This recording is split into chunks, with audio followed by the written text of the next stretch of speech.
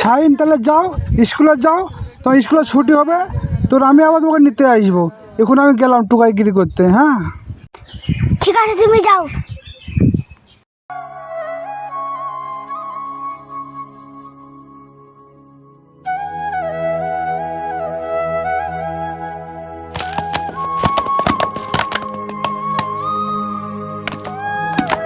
আরে সর্বনাশ, আজকে তো অনেক টাইম হয়ে গেল। শাহিনের তো স্কুলে ছুটি হয়ে গেছে, স্কুল থেকে মাস্টার বের করে দিল নাকি ঘর থেকে। এই তো শাহিন তো কানবে। যাই যাই যাই যাই যাই। আব্বা তো লেট করলো কেন? হ্যাঁ শাহিন, আমি টুকাইগিরি করতে হতে টাইমটা বুঝতে পারিনি, সেই জন্য লেট হয়ে গেছে। চলো বাড়ি।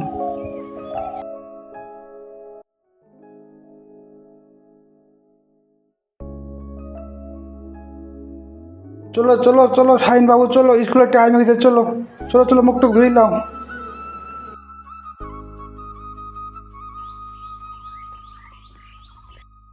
দেখ টুকা আসছে, টুকার বেটা খালি খাতে পায় না, আর বড় স্কুলে পড়াচ্ছে দেখ।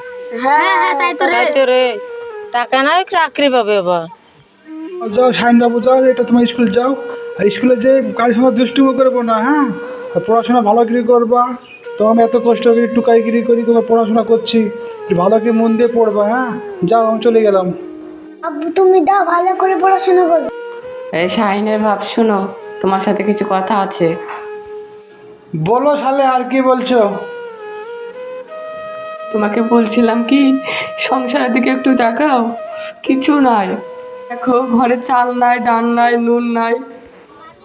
তুমি জানছো শাহিনের আব্বা গরিবের কোনো চাকরি নাই। তুমি এত কষ্ট করে পড়ায়ও না। যার টাকা আছে তার চাকরি আছে, আল্লাহ আমার দিকে তাকাবে না গো শাহিনের আব্বা। তুমি স্কুলে পড়ায়ও না।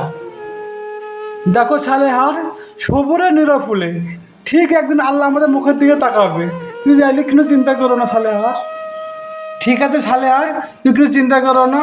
আজ তোমার টুকাইগিরি করতে যাওয়া হলো না, বাবুর টাইম হয়ে গেল স্কুলের, আমি একে নিয়ে আসি গিয়ে। ঠিক আছে, যাও তাহলে।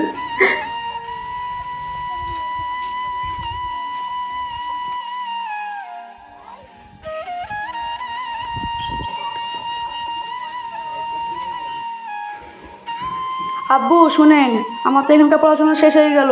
এবার তো পড়াশোনা করার লেগে আমাকে কলকাতা যেতে হবে। আমরা তো গরিব মানুষ। শাহিন বাবা আমার, তুই কোনো চিন্তা করিস না।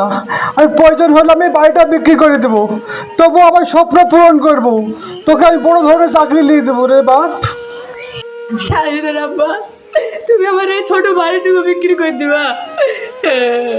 হ্যাঁ, আমার প্রয়োজন হলে আমি তাই করবো। আমি শাহিনকে বড় করবোই। ছোট বাবু, আমার বেটাকে কলকাতায় পড়াতে পাঠাবো, তা আমার 10 লাখ টাকা প্রয়োজন।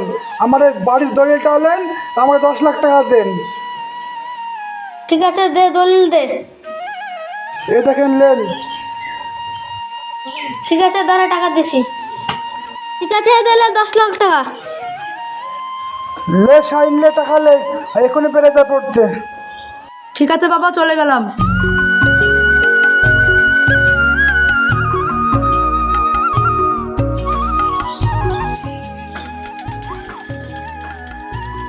চিঠি চিঠি এসছে গো, মুকুলের বাড়ি।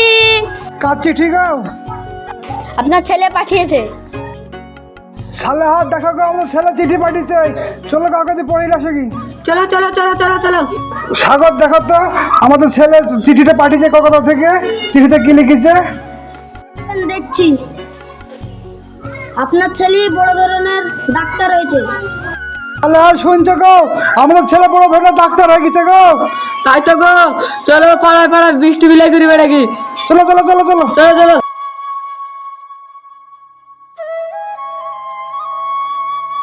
এসে মুকুলের বাড়িতে চিঠি এসছে।